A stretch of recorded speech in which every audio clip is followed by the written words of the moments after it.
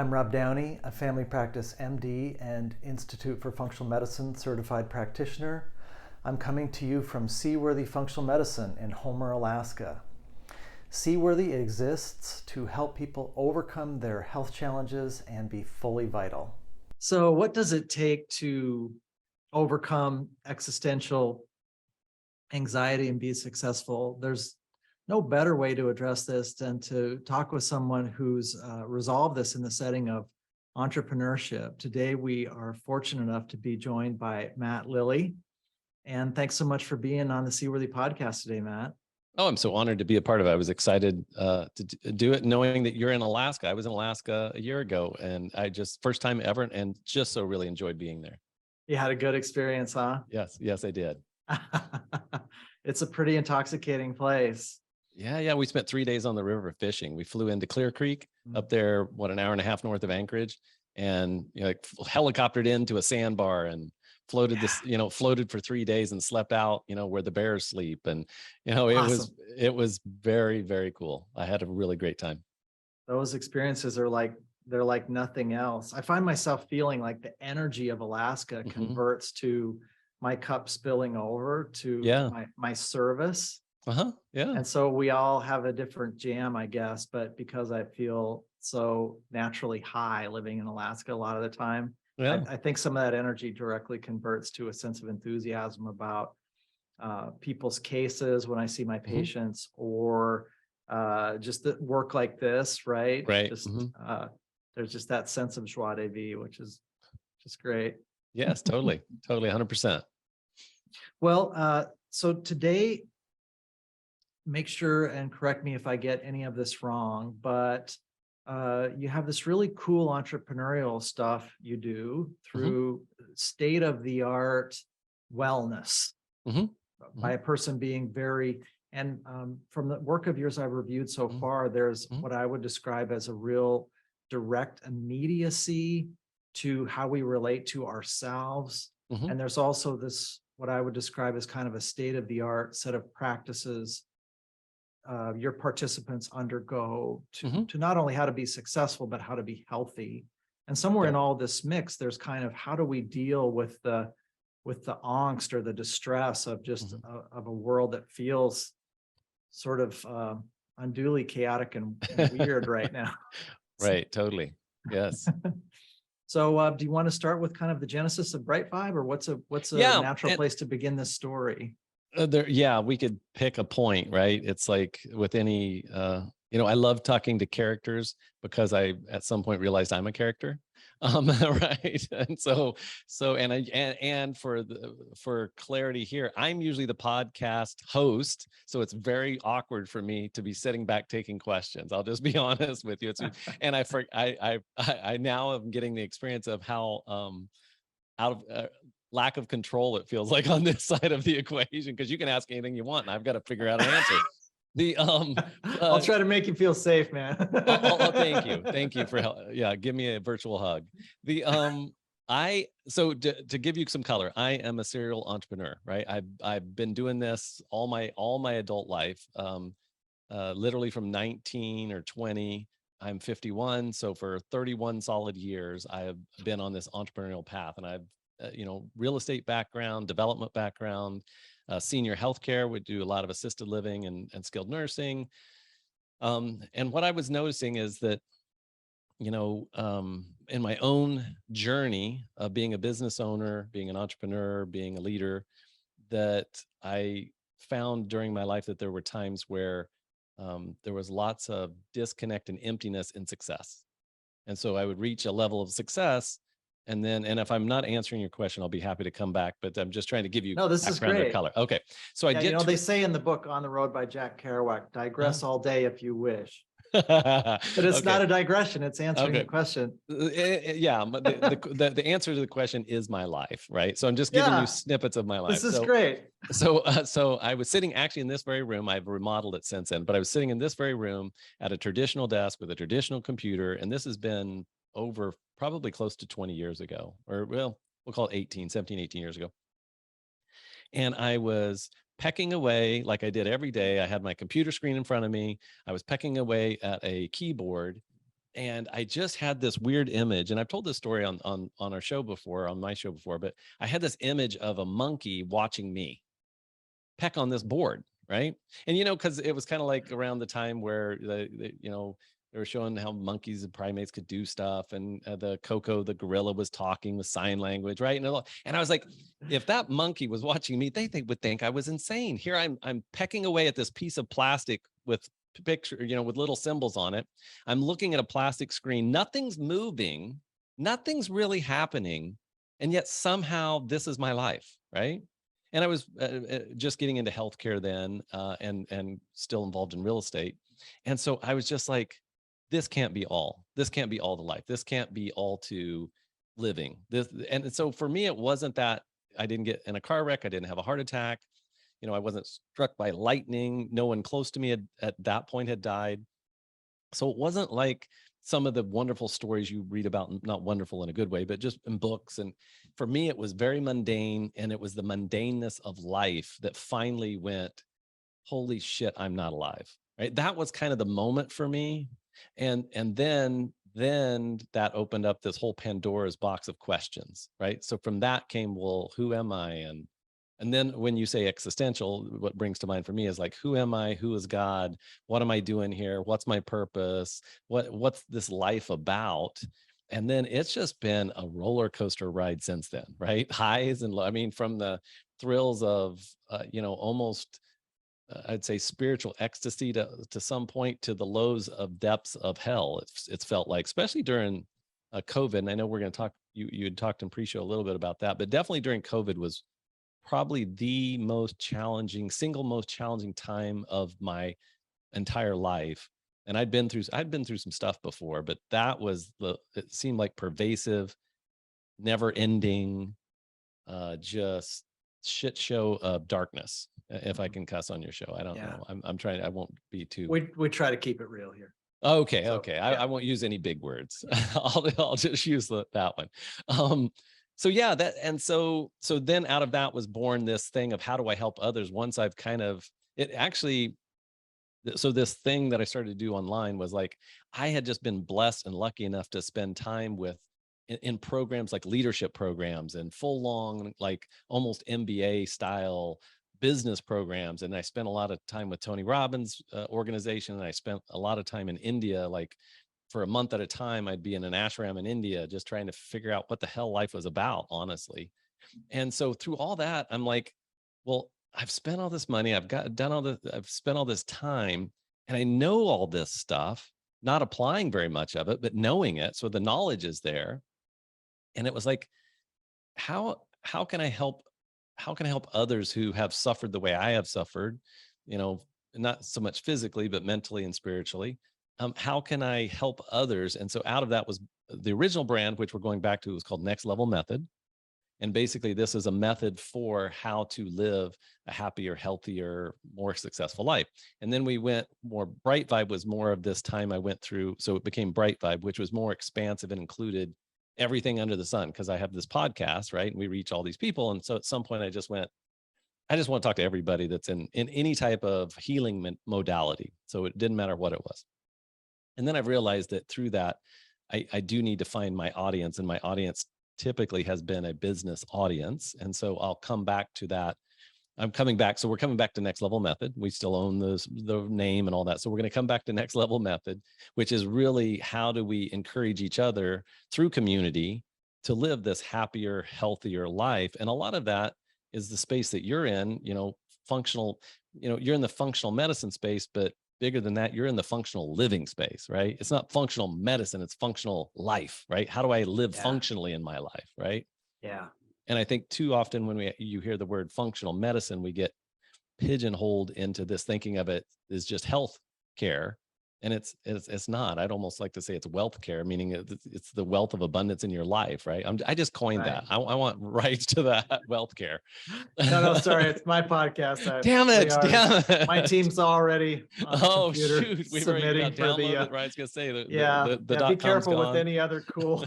Right, immediate things. I'm gonna censor. I'll censor myself. I'll cut you in. All right, thank you. I appreciate that. So So yeah, where would you like to go from there? I'm like I said, this is really awkward because I'm the one usually asking the question. So Well, kidding aside, is very yes. gracious of you to do the role reversal. And I would say one of the hallmarks of some of the most interesting and helpful people is their humility, Oh, right. because a lot of folks who have that trait have really important things to say that are not distorted by their ego. Right. And so somebody and what I flashed on while you were talking is a parallel to my journey, in that I found out that I was being exposed to these incredible universal truths. Uh-huh. So I No, got to totally. I got to be on the Harvard campus and learn from Herbert Benson, who studied monks from the 1970s onward, how Right. to teach doctors how to teach meditation to their patients. Right. And I had a similar feeling from this Institute for Functional Medicine training. The father of functional medicine would be there at the trainings, Jeff Bland. You would hear from the person whose brain and heart this stuff started in, what it means and why to do it. And it felt like then the service focus felt to me like what I've heard about an artist cutting an album or an author writing a book. There was this feeling of pregnancy with this important need for the manifestation of what I learned to be a discrete iteration of the beauty of that in one person's life, and how the shape of that then could help others, because it feels like, okay, here's lifestyle, but for me, movement's play. If I don't feel like I'm playing, if I don't feel like I'm a kid on a bike or a kid jumping into a swimming hole in summer, I don't move. I love it. And I realized a lot of people's experiences that way. And so I found that it's kind of like I guess the part I'd like to hear you comment on is like, so how'd you crack the code on what this was for you? You know, these things that came together and how they applied to others. And what's that mean? Your voice, right? Like, what did you learn about your version of it that's empowering to others? Yeah, thank you. That's a great question. And so one, to the humility thing, you know, the running joke with my wife, she moved to a town. So I live in Wichita, Kansas currently, and she moved here from Kansas City, which is a larger town, but she worked, a lot of her stuff was on the road. So she was a nurse educator. So she didn't spend a lot of time in the place she lived. And I have been in Wichita for 25 years and just in real estate and business. And it's 500,000 people, but after a while, it seems like it's really small. So we'd go somewhere and people would just come up and say hi, or they, hey, Matt, how you doing? And it'd be like every day. Like, so when we first got married and she moved here every day. And so the running joke was she would just, because in the beginning it was like, well, how do they know you? Or how do you know them? And after a while it was just like, well, honey, I'm kind of a big deal. Right. And so that was just the running joke. I would just look at her and go, honey. And she goes, yeah, I know you're a big deal.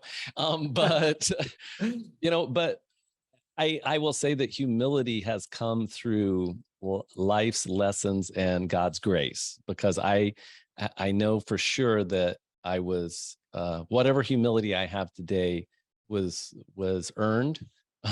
I will say, in a way, given, earned, however you want to say that, but it was not without its trials and struggles, and just the realization that there's nothing that I am truly doing other than allowing the grace to flow through. If I'm doing something, then it's not, then it's wrong. I'm doing it wrong if I'm doing something versus if I'm allowing. And so that's been, so that was the great lesson of COVID for me. And that period of disconnection was how to actually, I had to start applying the stuff, and still am applying the stuff that I know to be true, the stuff that you know to be true, like movement and hydration and nutrition. Because there was a period of time where I didn't do any of it.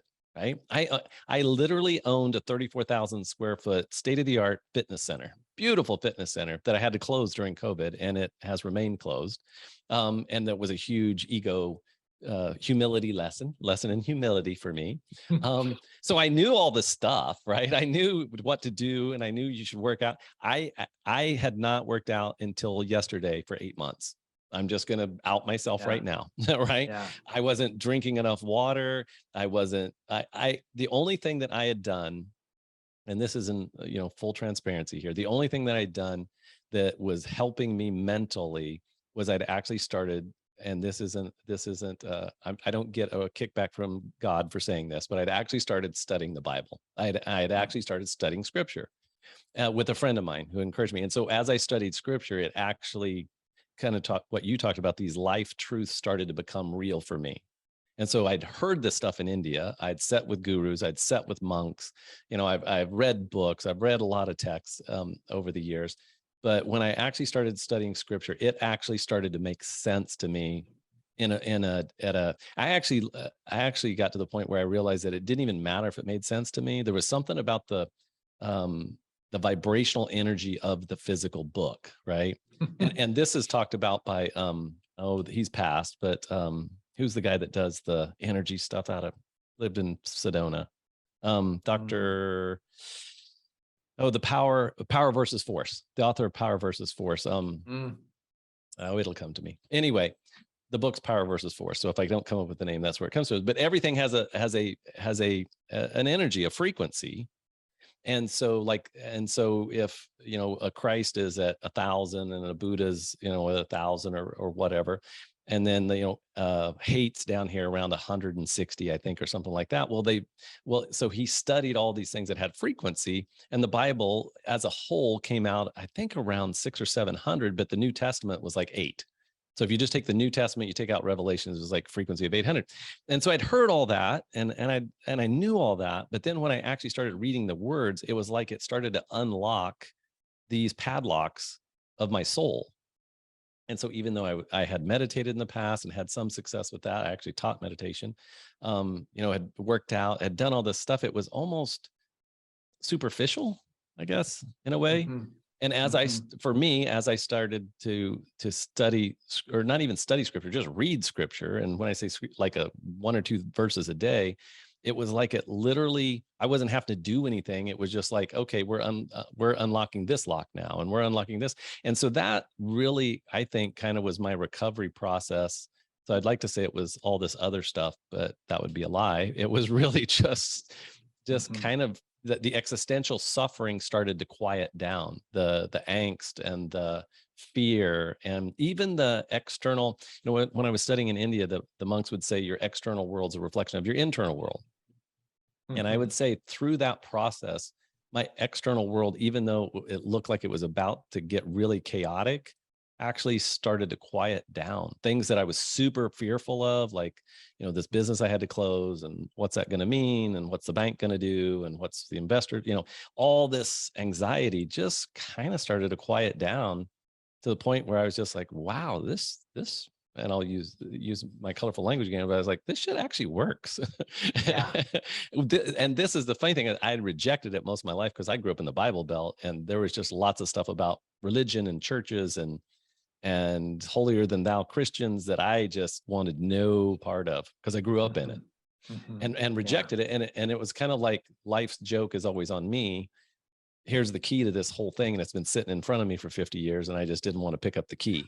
Right? It was like, hey, I don't want to unlock that lock. I want to stay frustrated, and I want to stay, anxious and fearful and worried and all those fun things. Mm-hmm. Lot bigger answer. I don't even know if I'm answering your questions. I'm just talking. This is beautiful. I think this is great. And again, your candor is admirable. Well, can I do a disclaimer? Yeah, a little. Okay. Of course. So as I talk about, I would have become uncomfortable with somebody talking about scripture to me. So for anybody listening, I would have been uncomfortable and felt like somebody was pushing something on me. And I want everybody to know that is not what I'm saying here. Mm-hmm. Yeah. Whatever works for you works for you. For me, more surprising to me than everybody else listening was the study. Literally, I can tell on a day when I read scripture in the morning and a day I don't. I can literally, and it's not like it has to be magical. For me, it can be 5 minutes, and I just read some stuff in the Bible. I contemplate on it briefly, write some notes, say a prayer, and I'm on with my day. And the days that I don't, guess what? My external world gets a little more unfun. And on the days I do, my external world, like today I did, and I'm like, okay, life is fun. So for me, it just works. If for you, it may be Buddhism or nature or whatever. Right. I'm totally down with that. I'm not pushing or even selling this deal. I'm just saying it worked for me. Well, a couple of things I flashed on while you were talking. One is that Institute for Functional Medicine has this analytical tool called the Matrix. Mm, And so what the Matrix does is it says, what are the antecedents, triggers, and mediators mhm, of, what came before? How does that affect our health? What mhm. triggers being well or unwell?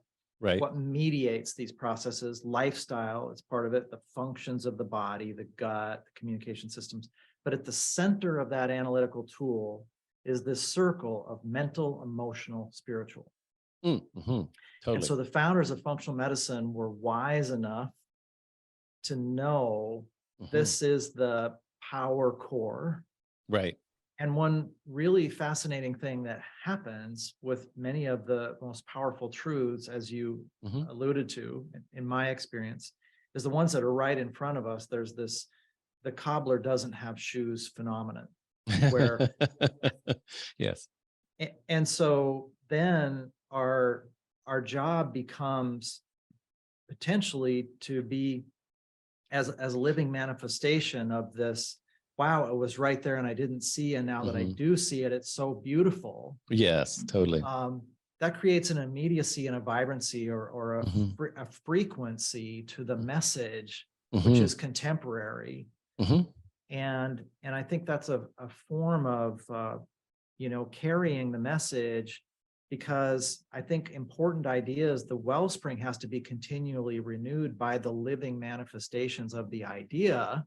Mhm. Otherwise, it feels like stagnant water. Right. Totally. Yeah. And also, I think, a bunch of the folks in the tradition you're alluding to, a bunch of those early Christians were rebels. Yeah, totally. Yeah. Like literally rebels, like almost like Yeah. almost like terrorists today, right? And then a couple of really interesting people over the last 100 years. Thomas Merton, who was Mhm. a Trappist, I think a Trappist monk, where they take a vow of silence and then he'd go on the road and lecture. And Mhm. he unfortunately was electrocuted in Thailand inadvertently, kind of at the height of his powers. But Wow. he was writing his Asian journal right around that time and hanging Mhm. out with Buddhists, and he Mhm. saw these kind of interesting zones of overlap between Christianity and Buddhism. Uh, and then Thich Nhat Hanh, who was Yeah. nominated for the Nobel Peace Yeah, Prize. of course. One of his books is Living Buddha, Living Christ, about Mhm. the parallels. And I always bring this up. And again, I don't know for my audience, same thing. I always worry I'm potentially stepping on a cultural bomb here, Right. but the clinical reality is that Mhm. our mental, emotional, spiritual status Mhm. in a country where we are free to have our beliefs Mhm. is the core of our health. And so my takeaway has been, you can't supplement your way out of a lifestyle deficit. Mhm. Movement, Mhm. sleep, whole food, stress management, social connection. Mhm. And you can't lifestyle your way out of a mental, emotional, spiritual black hole. Right. Right. Yeah, And so totally. this thing that you're talking about, the greatest beauty of it all is that I'm experiencing something similar, and I'm going through a similar, what I would call, courage step of putting it out there, Yeah. that certain practices and beliefs on a day-to-day basis have a vibrational, transformative effect on Mhm. my day. Of course. Way beyond, it's like the work is being done for me if I Right. undertake the practices, the loving kindness meditation, et cetera. Right. Right. And so I love it for our audience to hear that we don't have to do the work. Mhm. Sometimes we just have to have the courage to really listen carefully to our hearts, especially, Mhm. and manifest the wisdom of connecting with what we love. Mhm. And it's almost like a litmus test of truth. Is if we go to something like, I went into medicine out of a family where I witnessed a lot of overworked individuals. I mean, Right. I said for years I wasn't going to go into medicine because everybody in my family that did it worked super hard. Right. Right. But then when it became my service mission, and so it sounds like for you, reading scripture, it's just your authentic relationship with that as a Mhm. personal manifestation of this vibrational, cup overflowing. Like, why Mhm. wouldn't you? What a beautiful thing. Right. Yeah. Totally. No, totally. And for me,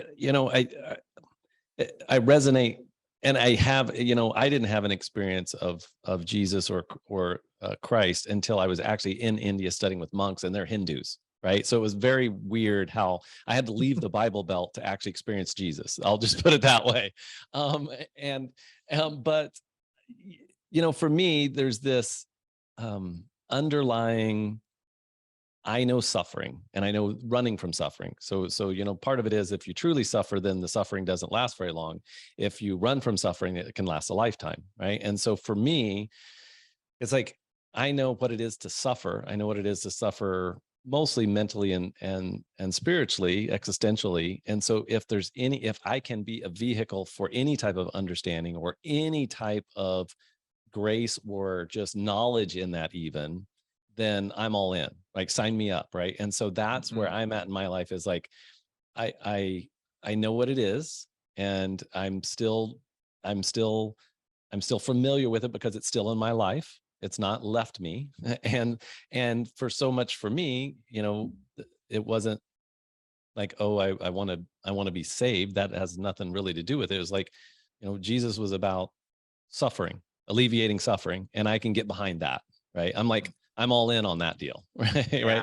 Yeah. I mean, he's taking care of lepers and the blind and the broken and the damned, and I feel like I am the broken and the damned a lot of days. And so for me, it's like, okay, I want to be in that space. That's a good example for me, right? For others, it may be nature, it may be Buddha. What, to your point, kind of what works, and what do when you do it, gives you more energy or gives you more vitality or just makes you feel better, outside of drugs, which only, that's a patch, not a not a not a fix. I actually did the plant. I don't think I can get arrested here, but I actually did the psilocybin. And I haven't admitted that on my show. If I run this as a bonus, this will be interesting. But but I actually did the psilocybin thing. I will say that I didn't have a very great experience, but but it was guided, and it was loving, and I had the experience I was meant to have. And I know that it opened some things up for me. My wife did the ayahuasca. Had an amazing experience, still unpacking, still unfolding months and months later. And so I think there's some things about plant-based medicine. I don't know if you talk about that on your show at all, but I think there's some things around plant-based medicines that are more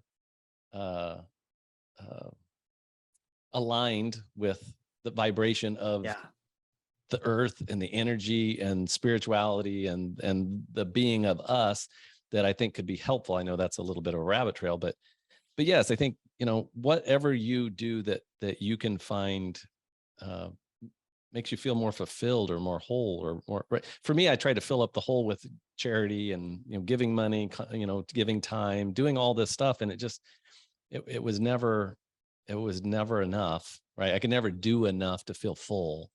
And now I'm getting to the point where I'm like, you know what, this is actually doing less feels doing less, struggling maybe, or thinking about less, and just kind of being is a better way of being. I'm stumbling around there, but thank you for allowing me to stumble around, Rob. Oh my gosh. Yeah. I love getting to have real conversations. And I think that for me goes all the way back to, as a young person, something always perked my ears up about, I guess, what I would call the ring of authenticity. Oh, right. I always hear it in a conversation intuitively, like, oh, Right. they're talking about something real. Like, what's going on there? And I think that the realities that matter to us most are often inconvenient. Most obvious example being our intellectual brain will say, it does not compute, Right. does not matter. Right. And our heart and our gut are like saying, matters immensely, pay attention. Right. And if it doesn't, in your world, it makes you sick, right? I mean, if you don't pay attention to that stuff. Right. The mind-blowing thing about the functional medicine analytical tool is that it is a tool which requires personal integrity. And the obvious examples are, the person comes in and they've got a tumor and they want to know which supplement to take. And they have to have personal integrity to hear me say, you need a surgeon. Right. And then when the tumor's gone, we're going to use functional medicine to prevent recurrence. Right. And then the person who comes in who just needs lifestyle and supplementation Hmm. and they want a drug. Right. They come in and they've got a negative attitude and sort of, suboptimal lifestyle. And, Hmm. they're like, I want an antidepressant. And I say, Right. you're not depressed. You're just not healthy. I'd love to Right. help you be healthy. And so these personal integrity cruxes emerge right away because the analytical tool reveals, the matrix reveals Hmm. where Hmm. the issues are. And Right. it's my job to just transparently share that. And I shouldn't forget to mention then, Institute for Functional Medicine has to bring a lot of courage to the game because their Hmm. big thing at IFM is where's the scientific validity? Right. But it's often inconvenient for them too, because again, some of these areas feel really edgy. So I've always admired IFM for the courage to say, once the scientific validity is there, we are down with it, inconvenient Right. or not. So this last year, they had a person that was a clinician and a researcher in psychedelics Hmm. for 20 years who runs a clinic Right. say, hey, y'all, for people that want to take this journey, they need to have somebody trained with them. Right. And one of the great benefits is opening the windows and doors of consciousness Right. to this larger understanding so that people get to kind of look behind the veil because Hmm. that's there all the time. Right. But these experiences are transformative and life-changing. And so I think, I would say today's discussion Hmm. is this idea that an underpinning we or I can potentially add is I got to interview Deborah Wayne, who's an energy healer. Hmm. Hmm. And that really runs countercurrent to the way I was trained. Right. But I mean, clearly this person Hmm. is the real deal. Like, Right. this is what she does. And she didn't have an agenda to do it. She came from a family of skeptics. But the thing that stayed with me during the discussion with her that day is I said, how does a person know who to work with? Hmm. Hmm. And she paused and she said, you know who to work with if and only if you have first made a 100% commitment to being honest with yourself. Hmm. And I thought about 90% of my growth is about things where I've had to be honest with myself, Hmm. and it's a drag, but it's so worth it. Yes. Liberating. It's just off the chart. Like Hmm. it's so intoxicating. Like, oh, I heard you say on some of your content, I just heard briefly, like when it's time to apologize, you just go get it done. Hmm. I'm the same way. Right. If I hurt somebody's feelings or I misbehave, I just go to say to them, I'm sorry. Right. And it's non-hierarchical. It could be the CEO of our hospital. It could be the person who cleans the clinic. It could be the checkout person that I was distracted. Like, doesn't matter. Right. Right. Right. And that has to do with whether or not the way I'm eating is in alignment with my beliefs, or whether or not I'm a living manifestation of the things I encourage, or whether I'm not. And by the way, you gave a lot of disclosure today. So my nadir around food and personal behaviors, I'm 54 now. When I was 21, I was going rock climbing with my friend outside of Salt Lake City. I pulled up my beat up Subaru. You could see through the floorboards down to the To the gravel. ground. Right. Yeah. Yeah. And it was 9 a.m. He hopped in the car and he couldn't sit down in the passenger seat because 9 of the 12 ding dongs that were there from Hostess between when I woke up and got to his house were foil on the floor of the car. Right. And a quarter of the pack of unfiltered Marlboro or Camels had been smoked. And he looked at me and he said, You're living right, brother. He said, that's expletive deleted breakfast, Right. question mark. Oh my, that's beautiful. And I looked at him like, yeah, man, I feel great. Right. But I mean, I don't live that way now, but I mean, I don't want to ever be a hypocrite that I didn't live that way at some point. Exactly. And I think I think you'd mentioned humility, which was not a word I would ever have used with my own nature until probably the last 12 months. But, I know just everybody has their internal knowing of kind of what they believe and, what their prejudices are, or whatever the case is, whether we speak externally about it or not. but I do know that life has given me many examples where I have done really wrong stuff. Diet, exercise, shitty relationships, acted out, anger issue. I mean, I feel like that, and again, I'm not just referencing, I would have done this with or without the spiritual connection, but like the 10 commandments, I can look at, you know, 9 or 10 of them and go, if I didn't do it, I was close enough in my head that I did it. Right. I mean, it's like the thought was so crystal clear that that I did it. So I'm like, literally back to who am I to judge others? I'm not. I can't sit in judgment of anyone, right? Other than myself. I do sit in judgment of myself. But other than that, you know, who's going to pick up that first stone? Who's going to cast that first? Because it isn't going to be me. Because I'm not, right. And I think over my life, that has been a reoccurring theme that I've learned or been shown, is that the highest way to love someone, the highest way to open up a pathway to healing is just acceptance of another human being where they're at for what they're going through. No matter what it is, no matter whether you agree with it or not. It doesn't matter if I agree that somebody's doing whatever they're doing. Can I still be loving? Can I be accepting that that's their path? And even who am I to necessarily influence or try to mess with their path unless I am called from a heart space, not a head space. If I'm judging them, then obviously I heard one of the guests on the show say, you can't be loving and judging at the same time, right? Those two things don't exist. I'm either loving or I'm judging them. And so if I'm judging them, I just become aware I'm judging them. And then hopefully then openness, acceptance flows, and then love flows or compassion flows. Otherwise, because I am really super good at being judgmental. I mean, I judge myself, but I was judging. I mean, I was super good at judging. And so that's been a thing for me to look at and say, no, that homeless guy that's asking me for money on the street there, but by the grace of God, I could be that guy, right?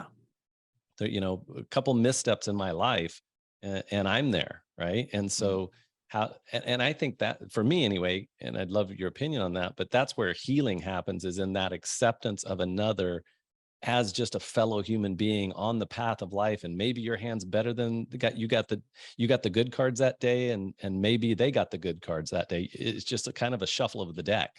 Yeah. Oh, let's drill down into that a little, because I don't know that one's intuitive for folks, and it wasn't intuitive for me. And it's so fascinating to get to talk to you, just because I get to meet, I'm sort of isolated in Alaska, and I feel like I get to meet my tribe when I get to do the podcast, right? Yes, of course. Yeah. And so I'm happy to be a part of I'm honored that you would call me part of your tribe. Oh, thank you. So the premise I had, because I was a nice young person, right? Everybody was always, oh, you're such a nice guy. And so nobody ever busted me on being judgmental.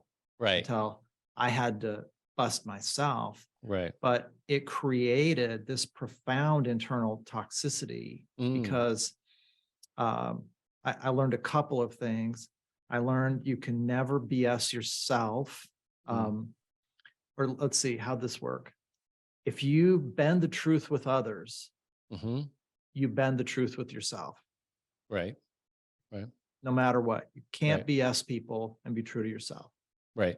Yep. And then secondly, you can't judge others and not judge yourself. Right. Exactly. Right. And so there was this feeling like, oh, I don't judge myself, but I looked at all of the holier than thou. Oh, right. Yeah. Things that were happening. Yep. And I went, oh, okay. This was big revelations 4 or 5 years ago. Again, relatively recent stuff, like the end of my 4th decade on the planet. But then I got to the core of it, which was that I had gotten so, my comfort zone was being really harsh with myself, super hard on myself. Right. And it was like, I don't even know if I want to change that, because I'm not sure I can get anything done. Right. Yeah. Right. Well, because the operating system got you to that point. Right. But it felt like this is the Rubicon, Rob. Like you can't go anywhere from here without real compassion. Right. Like this has now become a toxic. It's like you got 100 gallons of radioactive waste on your boat. No wonder the thing is foundering in the current. So you're going to have to, everyone gets to be human. Hmm. Everyone gets grace, including you, Hmm. or no one. Like Right. that's your Rubicon. When you cross that Rubicon, Hmm. everything's different. Right. Yeah, that's And beautiful. it has been. Hmm. And the part that then I would say is beautiful is I feel like I took, mixing metaphors now, but I took off this 100-pound lead jacket, Hmm. or I took off these toxicity goggles that were super glued to my face. Right. And it's such a great feeling to give somebody grace, and then have this part of myself say, yeah, and I'm cool with you too. You Yeah. know, you gave that Right. person grace and I'm cool with you too. We're good. Right. Totally. Totally. And I think that's still a practice for me to, I'm still in the middle of, or not in the, I shouldn't say in the middle. I'm still very much aware that I'm still harder on myself. And then, and in fact, I was having this conversation right before this podcast with a mentor friend of mine. Um, and I was kind of unpacking that with him. And I was like, because of some of the trials that I faced during this last 3 years, I discounted everything prior to that.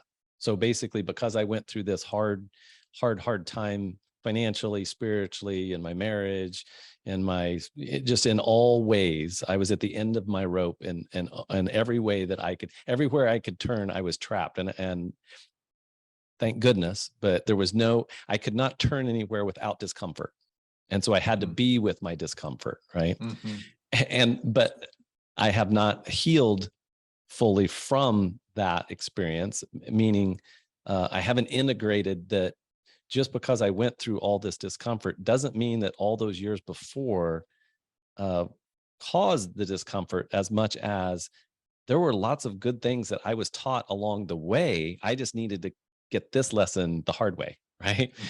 So now it's time to say, okay, well, all that stuff that I learned before the hard time, that's still good, juicy stuff that can still add value to other people's lives, that can add value to the world, that can add value to my own family.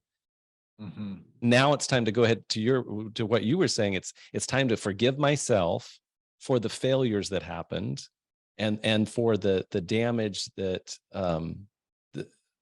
the damage that I've done in my life. I need to forgive myself, give myself a break, because I do give others that break. I'm just still not quite giving me the break, and then use that for good, because I don't think it would do. It's like, and I say this, and I've said this, I think it's such, I don't want anybody to die with the song left in them.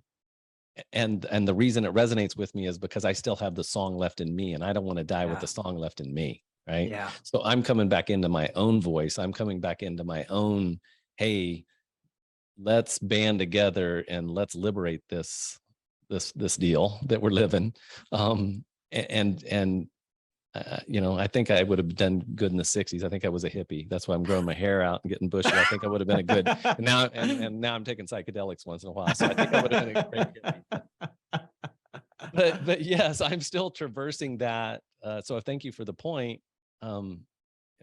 If I can't forgive myself, then I'm still going to be judging other people. If I can't find that forgiveness for myself, then I'm just doing a disservice to those that I'm actually trying to serve. I'm actually hurting them in a way if I'm still judging myself so harshly, because I'm still then judging them in a way. So thank you for that reflection, or that awareness. I appreciate that. Oh yeah.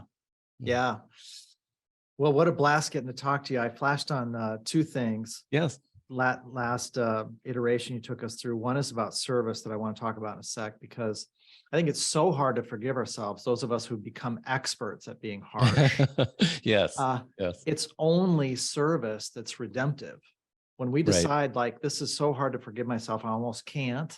Right. But I care so much about the people I need to show up for, I will. Right. That's one thing that'd be fun to talk about, because it seems to me you're very service driven. But I wanted to, there's a story from Buddhism, which is kind of fascinating, which is that sometimes we are our agency or our authenticity of our message. For example, sometimes someone like you or I might be a more meaningful vehicle of the message for another rebel. Yeah, totally. Because they're not necessarily going to trust somebody who's stayed on the path the whole way. Right. And in Buddhism, there's this thief who's murdering people in the forest. I mean, a really bad guy. And the stories are that, Gautama Buddha's walking goes to walk in the forest after his followers tell him, like, you're going to get killed. You're checking out if you walk. Right. And anyway, he goes through the forest, and the thief, murderer, finds him Mm-hmm. and starts chasing him. And this is where, like in fiction, this would be magical realism, right? Mm-hmm. But what happens is the Buddha's feet aren't moving, Mm-hmm. and the thief is going after him. What happens is Buddha just keeps regressing away from him, right? Right. And so the thief's like, stop, stop Mhm. running away. And then in one of these Aikido moves that these spiritual masters manifest, he creates a moment of enlightenment for the murderer. Buddha responds, he says, I'm not running, you're running. Right. Right. Right. And boom, he has this instant moment of enlightenment, and he gives up Right. his murdering and thieving. Mm-hmm. But the punchline is that he becomes one of the most effective manifestations of that message at that time. Right. Because when he shows up in a town and says, hey, y'all, let's talk about loving kindness, they're like, Mhm. whoa, that's that murderer who used to kill people in the forest. Right. Right. Right. Exactly. So anyway, what do you think about service? Do you think service, the imperative to serve others, is redemptive in a way that allows us to move forward on some of these things that really would almost be too hard otherwise? I think, so one of the teachings that I learned in India, and I'm applying it more and more, is they said the two fastest ways to enlightenment, because that's what they were focused on. The two fastest ways, which is what I was focused on at the time I was in India, but the two fastest ways to enlightenment are gratitude and service, right? And so if I can be grateful for everything I have, then that naturally attracts more of it. But there's this, what I want to call transcendental, I guess, almost effect that gratitude has and you can't be kind of back to the other thing. You can't be grateful and complaining at the same time. Those two things don't exist.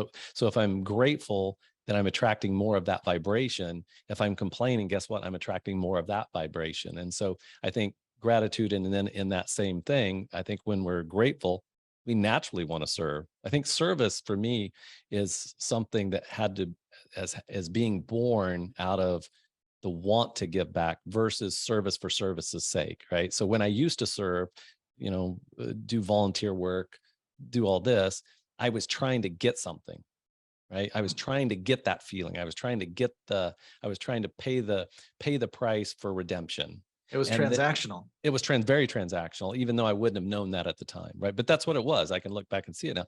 And so, but now service is born more out of a passion, purpose, desire to see grace flow, or to see healing, or to see love, or to see these things manifest. I could say selfishly manifest in my world, right? I mean, there's nothing to be more grateful for than watching how the grace works through you, and you touch somebody's life, and now that you can see that the light comes on in their eyes. I mean, what better way is there to live? What better price is there for that? I mean, so whether I'm doing it selfishly because I want to see somebody lit up and that makes me feel like the hero in the hero's journey, or whether it's just that I get to experience the grace of the moment and how the divine plan is playing out, and I can actually witness it, even if it was going to happen anyway, there's some awareness that it's happening, so therefore I get the benefit of it. But yeah, I think service is the natural, it's a natural and spiral dynamics, it kind of, you get to certain levels, and service is just what is happening. You're in the act of service. And I think to some degree, we always are in the act of service, but we just don't get the benefits of it because we don't see it as service, right? We see it, I saw it as transactional, or I was still helping people and they were still receiving benefit, but it was just a transactional thing, which was very empty, versus I want to serve because it's not even the right thing to do, because that's an opinion. It's more of, it's just what is needed or what is called forth, if that makes sense. So that's Beautiful. my own take on it. Oh, I love it. I think probably Joe and I are going to title this podcast "Keeping It Real." I mean, I'm sitting here just thinking. I love it. I think this is a chance for people to say, well, those guys took a few risks. Yeah. today? Yeah. Yes, we did. But I'm just at the point where it doesn't even feel like risks at some point, because I've just gotten to the point where it's just so important to be authentic, and not from a mental state, but just just like you talked about, if I'm not speaking my truth, then I'm telling a lie. If I'm not being honest and authentic, then I'm telling a lie, and I'm just tired of lying. Right? It's so energy depleting. So I want to. It's like it's almost to the point where I can't tell a lie, because the physical body's like, no, no, no, no, no, no. We're not going to put up with your shit anymore. You have to tell the truth, because we don't want to feel bad for you. Right? Yeah, We don't want to yeah. take on your negative crap anymore, Matt. You need to be honest with people, so that honesty allows this body to do what it needs to do to be regenerative and nurturing to the world, or to you, even to you, Matt. It's sort of an integration of the transcendent and the gritty. Yeah. They Yeah. just all come together. There's a practicality there, Yeah. Yeah. and a courage and an elegance. Right. Yeah. Well, anything you wanted to share today that we didn't get to?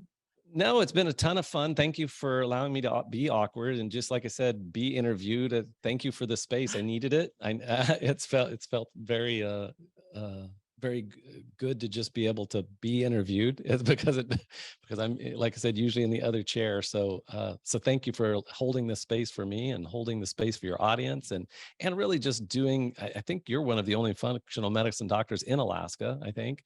And so just holding that space for a whole state, and I know more than that, but holding that space for the state, that's just an amazing thing. So thank you for Mm, the work you're doing through the podcast, and through your practice, and through just continuing to be authentically evolving, right? I appreciate your positive feedback. Yeah. So particularly given that you talked about this, path and principles you espouse, but it sounds like right now, particularly folks who are entrepreneurial, they Uh-huh. really have a neat vehicle they can potentially access through your work. So how do they find you, Matt? So we are in transition, depends on when this podcast falls, but you can either go to, well, they'll all go, well, let's just use nextlevelmethod.com. So go to nextlevelmethod.com. You may see some stuff that says Bright Vibe. You may see, you're going to see we're in the process of rebranding it all. But certainly if our podcasts are there, also just information about us, you can contact us and all that fun stuff. And we've got some very cool, uh, experiences that we're going to be kicking off here this year in the next 2 months. So yeah, come check us out. Thanks again. Have a Thank great you. day. You as well, Rob. Thank you so much. Thanks for joining us for the Seaworthy podcast. Seaworthy exists to help people overcome their health challenges and be fully vital. If you think we've earned it, please consider giving this podcast a like, subscribing, and giving us a 5-star rating on the platform of your choice. Thanks.